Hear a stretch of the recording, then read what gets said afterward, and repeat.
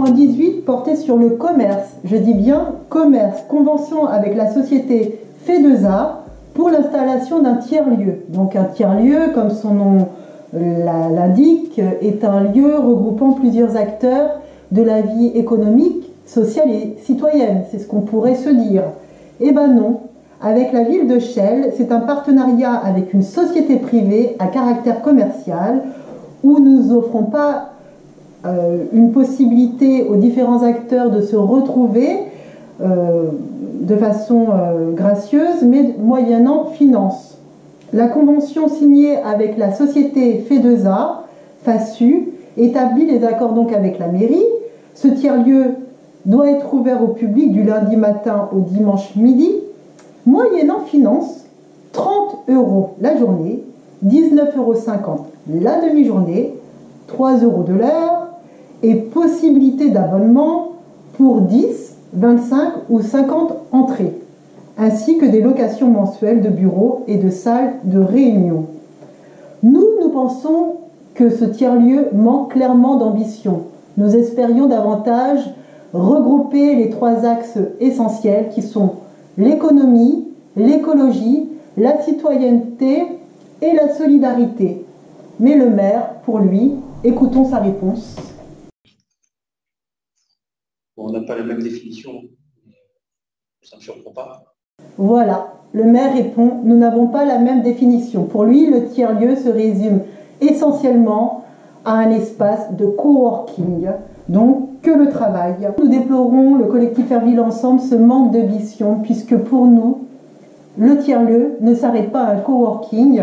D'ailleurs, à ce sujet, nous avons été visiter une ressourcerie qui s'appelle La Roquette, à Paris 12e, et nous invitons monsieur le maire à faire de la sorte, afin qu'il voit bien que le tiers-lieu dépasse le coworking et qu'il peut y avoir une vie beaucoup plus importante, beaucoup plus riche, et que ce genre de projet, qui est un tiers-lieu, doit être porté intégralement par la ville et pas par une société commerciale. Si nous voulons un véritable tiers-lieu dans cette ville, c'est au maire, avec différents partenaires qui œuvrent dans l'écologie, la citoyenneté et la solidarité, où il peut y avoir cette dimension-là.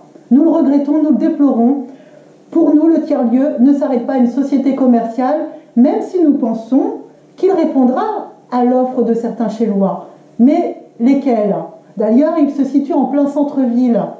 Qu'attendons-nous de faire des tiers-lieux décentrés dans les quartiers comme les Coudreaux ou la Grande Prairie que nous avons abordés dans ce conseil municipal, notamment le Sud-Ouest, où il y aura une convention d'études, une ressourcerie à la Grande Prairie, au Coudreau. N'est-ce pas la solution? Bon, ça pour la genèse, c'était quand même le club d'entreprise de Chelles, qui a une initiative en lien avec la ville. C'est quelque chose qu'on avait d'ailleurs mis dans notre projet pour 2020. Je tiens à rappeler que donc, suite à la candidature, c'est l'entreprise chelloise qui a des emplois sur Chelles, qui est déjà créé, qui a plusieurs coworking, déjà deux sur Chelles. C'est un tiers-lieu coworking d'intérêt, parce que des tiers-lieux comme et vos voeux, il y en a déjà pas mal sur Chelles. Il y a toutes les tiers-lieux, il y a plein de définitions, mais nos espaces socioculturels, notre théâtre, nos espaces associatifs en général sont aussi des tiers-lieux où il y a des échanges, etc. Et donc c'est une entreprise chelloise. Donc, sur ces tarifs, Mme Moratal, il y a deux tiers-lieux, ils fonctionnent bien avec ces tarifs-là. C'est encore une fois, on est attaché à la libre concurrence. Ils sont aussi, mais par rapport aux tarifs qui pourraient être réservés pour les Chellois, même si c'est effectivement orienté davantage sur les Chellois, parce que c'est le principe d'un coworking et d'un tiers-lieu, c'est davantage la proximité. Après, ils peuvent avoir une offre commerciale ou une offre de prix tarifaire qui est liée à leur activité. Néanmoins, ça fonctionne déjà et très bien. C'est d'où pour ça qu'ils ont souhaité développer encore plus leur activité sur Chelles. Et quand ils ont répondu favorablement à notre appel, et ils avaient le meilleur dossier des deux qui avaient été présentés. Et donc voilà, après, pour être très honnête avec vous, si ça ne marche pas, ça ne marche pas. C'est pas grave en tant que tel, on en trouvera peut-être d'autres. Par contre, je pense, et je souhaite même que ça fonctionne très bien comme c'est le cas sur les autres cours.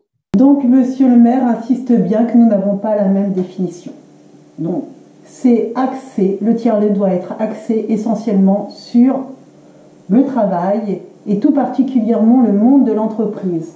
Donc quid du travail dans les collectivités locales et dans d'autres secteurs, notamment le médical, le monde hospitalier. Donc on reste bien sur une définition de tiers-lieu très restreinte au monde du travail et non pas à ce que nous pourrions porter au niveau d'une ville comme la nôtre, qui soit davantage axée, et c'est d'actualité, et c'est urgent, sur l'environnement, sur la citoyenneté, sur la solidarité. À aucun moment même, on parle d'économie sociale et solidaire. Pourtant, nous sommes sur l'aspect travail. Il aurait pu au moins aller sur l'axe de l'économie sociale et solidaire.